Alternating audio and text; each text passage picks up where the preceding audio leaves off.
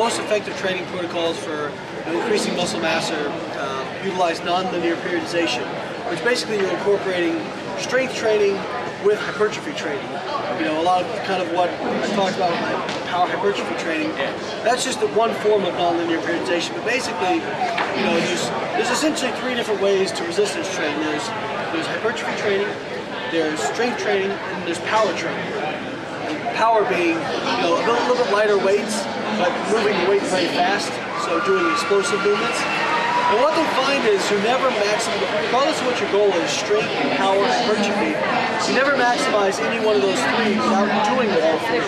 So even if I want to be the best power lifter possible, I still need to do some hypertrophy and power work. If I want to be the fastest sprinter possible, I still need to do some hypertrophy and strength work. And so if I want to be the best bodybuilder possible, build the most muscle possible, I still need to do strength and power work.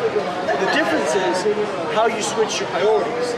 So whereas maybe you do, if you really wanted to be a power lifter, you're doing 3 strength sessions to every, 1 hypertrophy and 1 power session.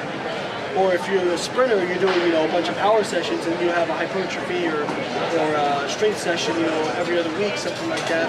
Or if you're trying to be a bodybuilder, you do, 2 sessions for every 1 strength session for hypertrophy. So you just change your emphasis depending on what you want to do. But by utilizing all 3 of those, it prevents you from stagnating so quickly compared to where if you're just doing pure hypertrophy training, everybody knows this, you hit a wall.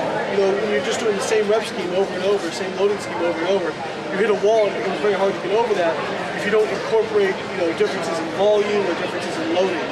So, really, examining kind of, there's really no substitute for trial and error as well, but really examining how you can incorporate all 3 of those aspects of training into your training to get the most out of it.